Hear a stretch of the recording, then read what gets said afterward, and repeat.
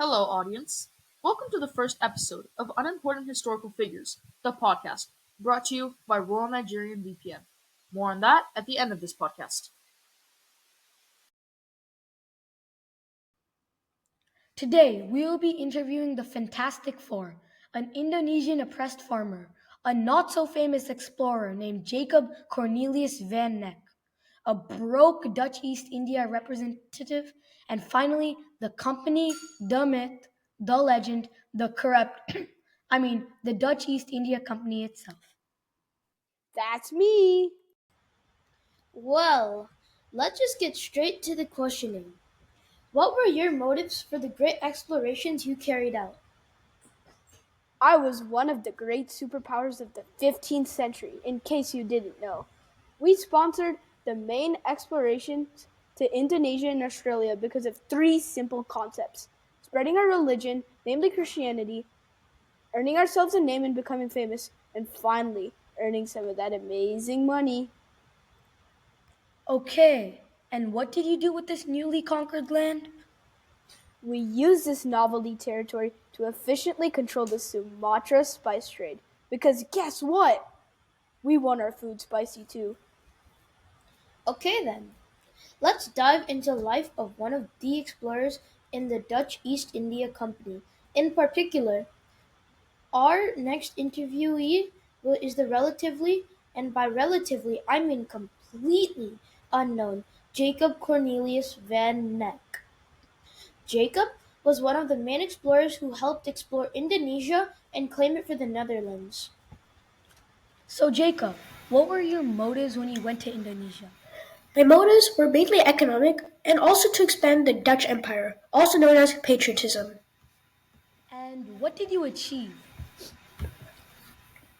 I led the second expedition to Indonesia, which helped expand the Dutch influence in Southeast Asia. It also helped the Dutch control pepper trades in Southeast Asia.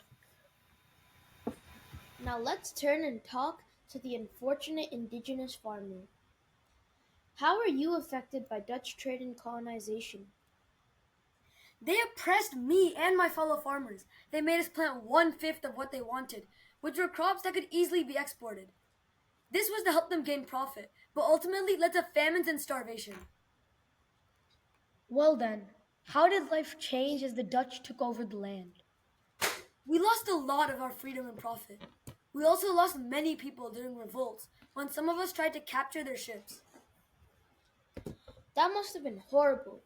But I must ask, were you able to capture their ships? Sadly, no. We couldn't capture them, and we were severely punished for trying. Oh, that seems horrendous. Why would they do such a thing? Well, at any rate, our podcast is almost over.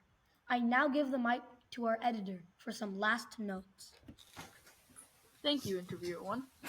Nevertheless, to conclude this amazing and historically accurate podcast, the Dutch East India Company and its explorers exploited the local population for God, glory, and gold. However, they weren't all that bad. For example, they improved the Indonesian economy. Well, that's all for today. Thank you for your time. This short podcast was sponsored by RNVPN. Download the app today and buy the $4.99 strawberry deal for more content like this.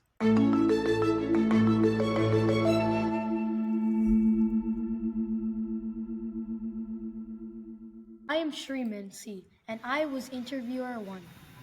Hi, my name is Ishan P, and I was interviewer number 2. Hi, I'm Srihan K, and I was the Dutch East India Company. Hi, I am Yashas K, and I was Jacob Cornelius van Neck. Hello, I'm Vedant F, and I was an oppressed indigenous farmer. Hello, my name is Shriyansh P, and I was the main editor. Thank you all, and see you in the next episode.